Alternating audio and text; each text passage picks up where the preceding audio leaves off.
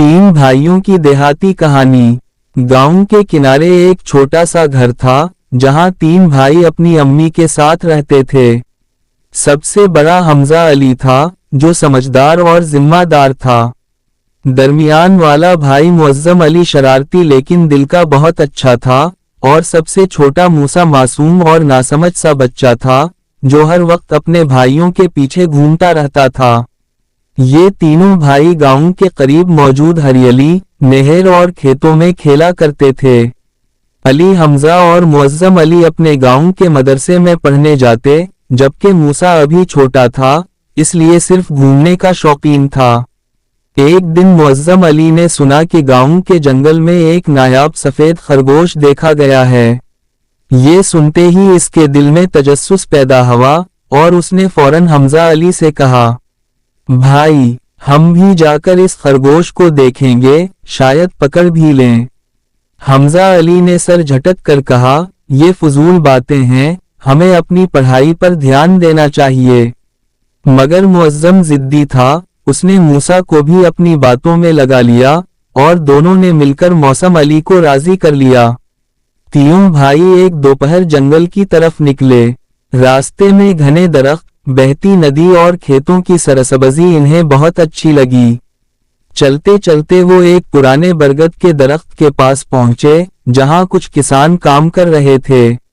एक बूढ़े किसान ने इन्हें देखकर कहा, बेटा, जंगल ज्यादा अंदर मत जाना, वहां जंगली जानवर भी होते हैं। हमजा अली ने फौरन सर हिलाया, मगर मुअज्जम और मूसा ने एक दूसरे को शरारती नजरों से देखा और दिल में ठान ली कि अंदर जरूर जाएंगे।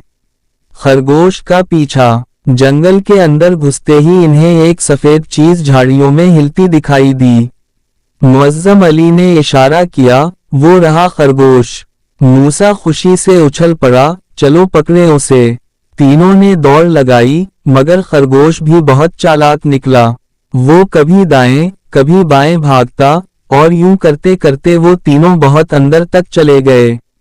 जब रुके तो चारों तरफ दरख्त ही दरख्त थे और रास्ता कहीं नजर नहीं आ रहा था। हमजा अली ने परेशान होकर कहा, ये लो, मैंने कहा था ना कि मत आना, अब बताओ क्या करें। मुअज्जम और मूसा एकदम खामोश हो गए।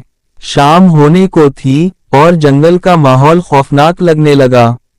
अचानक दूर से भेड़िए के हुआ में गूंजने की आवाज आई, जिसे सुनकर मूसा रोने लगा।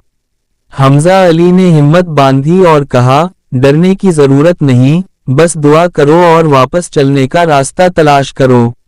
मुअज्जम ने गौर किया तो कुछ फासले पर एक दरख्त पर निशान दिखाई दिया जो शायद उनके गांव के किसानों ने लगाया था। वो फौरन बोला, हम उसी निशान की तरफ चलते हैं, शायद रास्ता मिल जाए। कुछ देर बाद वो सही रास्ते पर आ गए और